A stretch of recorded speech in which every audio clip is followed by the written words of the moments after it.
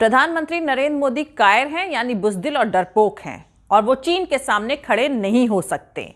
मोदी सैनिकों की शहादत के साथ धोखा कर रहे हैं और हिंदुस्तान का कोई भी शख्स इसे एक्सेप्ट यानी स्वीकार नहीं करेगा। हिंदुस्तान की पवित्र जमीन को मोदी ने चीन को दे दिया और उसके सामने अपना सर झुका दिया। हमारी जमीन फिंगर 4 तक है और मोदी ने फिंगर 3 से फिंगर 4 तक की हिंदुस्तान की पवित्र जमीन चीन को पकड़ा दी है। यह प्रधानमंत्री की जिम्मेदारी है कि वो हिंदुस्तान की सरहदों की हिफाजत करें, लेकिन उन्होंने इस जिम्मेदारी को नहीं निभाया। हमारी सेना, नेवी, एयरफोर्स चीन के सामने खड़े होने के लिए तैयार हैं, लेकिन प्रधानमंत्री नरेंद्र मोदी इसके लिए तैयार नहीं हैं। ये सारी बातें कांग्रेस के एक्स प्रेसिडेंट और सांसद राहुल गांधी ने नई दिल्ली में कांग्रेस मुख्यालय में प्रेस कॉन्फ्रेंस के दौरान कही है। राहुल गांधी ने डिफेंस मिनिस्टर राजनाथ सिंह के संसद में चीनी फौज के पीछे हटने पर दिए गए बयान पर कहा कि देपसांग में चीन अंदर आया है। इस पर रक्षा मंत्री चुप रहे। गोगरा हॉट स्प्रिंग की जमीन को लेकर राजनाथ सिंह ने कुछ नहीं बोला। आपको बता दूं, चीनी डिफेंस मिनिस्ट्री की तरफ से यह दावा किए जाने के बाद कि भारत और चीन ने पैंगोंग त्सो झील की उत्तरी और दक्षिणी किनारों से अपने अपने सैनिकों को वापस बुलाना शुरू कर दिया है। डिफेंस मिनिस्टर राजनाथ सिंह ने संसद में बयान दिया कि दोनों मुल्क भारत और चीन ने अपनी सेनाओं की तरफ से करी जा रही एक्टिविटीज को पोस्टपोन यानी स्थगित रखेंगे और पिछले साल के डेडलॉक यानी गतिरोध से पहले वाली हालात बहाल हो जाएगी। उन्होंने कहा था कि चीन के साथ कई दौर की बातचीत के बाद भारत ने कुछ नहीं खोया है और कई मुद्दों पर अभी बातचीत करी जानी है। उन्होंने कहा कि दोनों मुल्क इस बात पर सहमत हैं कि दोनों ओर से सैनिकों को हटा लिया जाए। तो दोस्तों, क्या चीन से भारत हार गया है? क्या भारत अपने कब्जे के बड़े हिस्से को खाली करने पर राजी हो गया है? क्या जिन इलाकों पर कोई विवाद नहीं था, भारत उसे भी छोड़ने पर राजी हो गया है? मतलब जिस मकसद के तहत चीन भारत की सरहद में दाखिल हुआ था, उसमें चीन ने जीत हासिल कर ली। मतलब क्या देश के डिफेंस मिनिस्टर पार्लियामेंट में खड़े होकर मुल्क से झूठ बोल रहे हैं? तो दोस्तों, डिफेंस मामलों के जानकार डिफेंस एक्सपर्ट ब्रह्मन चलानी की बातों से तो यही लग रहा है कि राजनाथ सिंह झूठ बोल रहे हैं और चीन ने जीत हासिल कर ली है। डिफेंस एक्सपर्ट ब्रह्मन चलानी का कहना है कि भारत उन इलाकों को भी खाली करने पर राजी हो गया है जिस पर कोई विवाद था ही नहीं।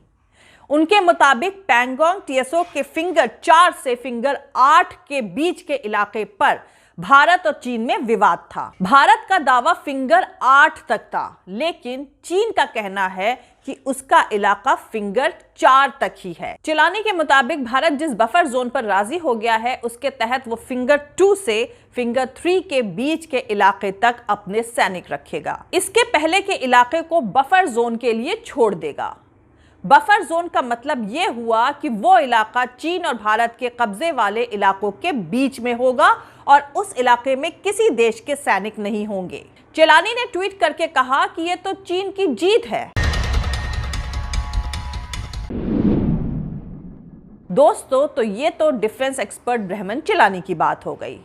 अब गोदी मीडिया की बात कर लेते हैं, जो बता रहा है कि चीन डरकर भाग गया। भारत चीन की सरहद पर क्या हुआ है?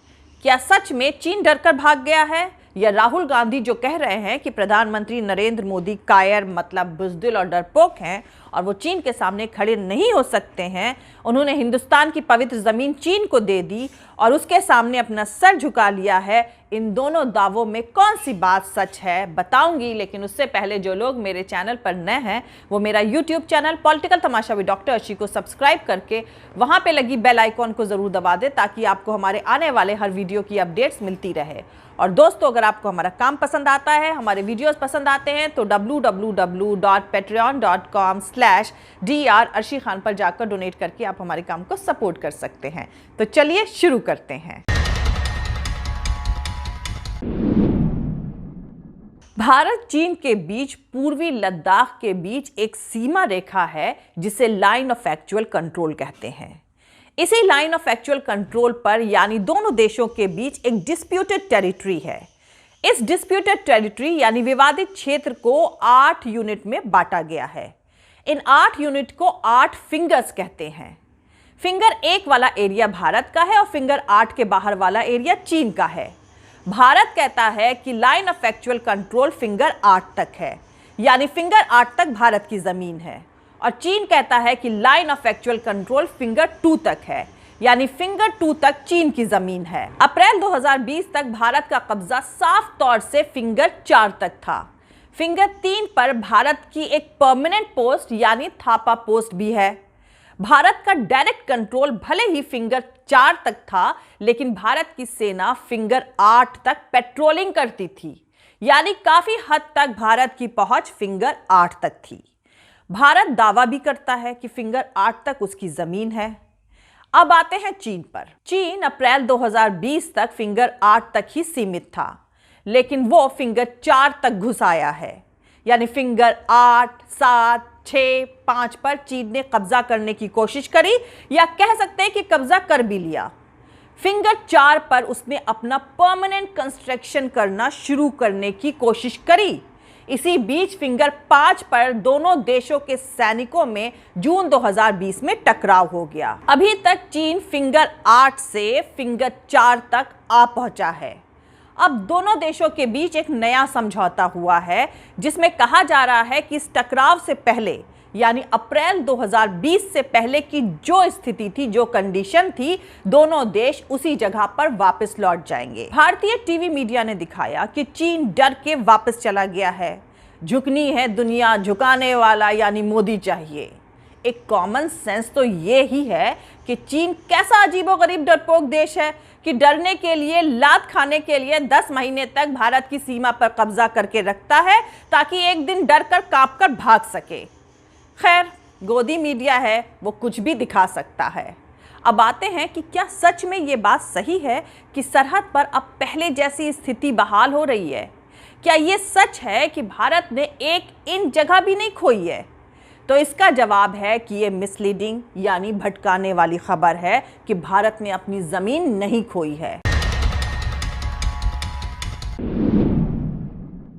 अब जो समझौता हुआ है उसके मुताबिक भारत फिंगर 3 के पीछे रहेगा और चीन फिंगर 8 के पीछे रहेगा।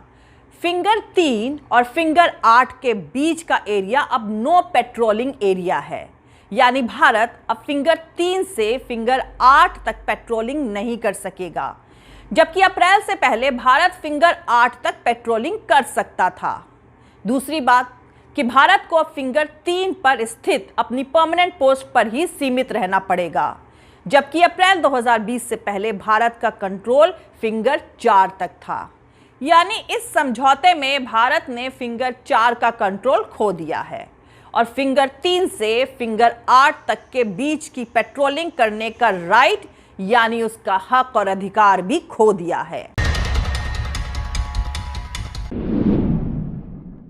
भारत के डिफेंस मिनिस्टर राजनाथ सिंह ने संसद में जो बयान दिया है उससे साफ हो गया है कि पैंगोंग झील के उत्तर और दक्षिण से दोनों देशों की सेनाओं का पीछे हटना एक डील है। इसका साफ मतलब है कि भारत ने चीन के हाथों देश की जमीन गंवा दी है। राजनाथ सिंह ने अपने बयान में इसे माना भी और नहीं भी। उन्होंने कहा कि सेनाओं के पीछे हटने से पिछले साल अप्रैल की स्थिति को बहाल करने में मदद मिलेगी। राजनाथ सिंह इस कड़वी सच्चाई को नहीं बोल पाए कि समझौते के तहत पैंगोंग के फिंगर 3 से फिंगर 8 के बीच का 10 किलोमीटर का इलाका भारत के हाथ से जा चुका है। इस इलाके में भारत की सेना 1962 की जंग के बाद से गश्त करती थी, जो अब नहीं कर पाएगी। राजनाथ सिंह ने सदन में साफ झूठ बोला कि भारत ने इस समझौते में कुछ भी नहीं गंवाया है। अगर नहीं गंवाया तो हमारी सेना को अपनी ही जमीन पर गश्त करने से क्यों रोक दिया गया? आपको यह भी बता दूं कि भारत चीन की सेनाओं के बीच 9th दौर की वार्ता यानी बातचीत के बाद जो एग्रीमेंट हुआ है उसमें पैंगोंग को छोड़कर देपसांग और दौलत बेग ओल्डी सेक्टर का जिक्र तक नहीं है। गोगरा हॉट स्प्रिंग का भी जिक्र नहीं है।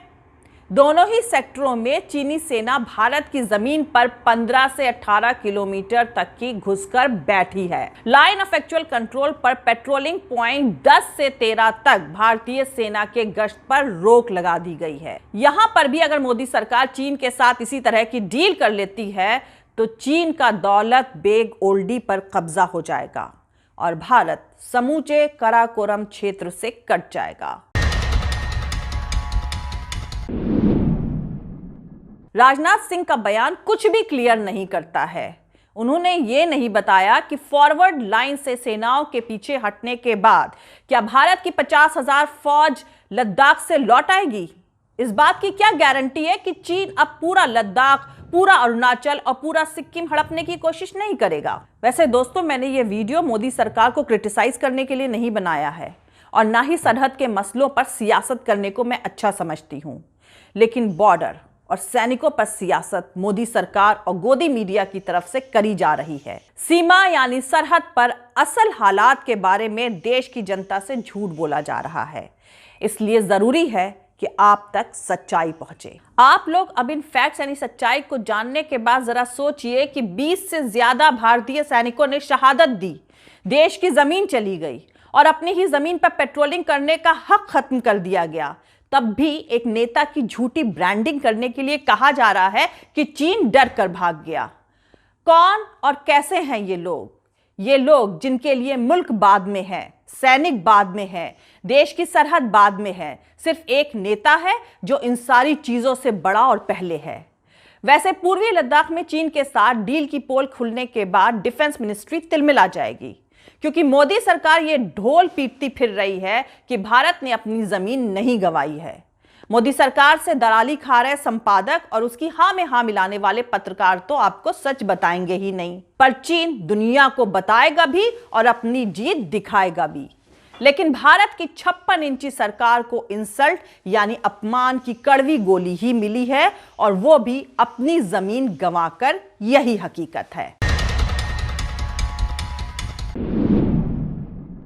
जय हिंद, सत्यमेव जयते, अल्लाह हाफिज।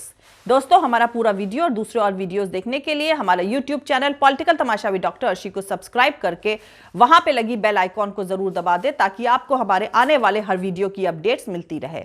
और दोस्तों, अगर आपको हमारा काम पसंद आता है, हमारे वीडियोस पसंद आते हैं, तो www.patreon.com/dr अर्शी खान पर जाकर डोनेट करके आप हमारे काम को सपोर्ट कर सकते हैं।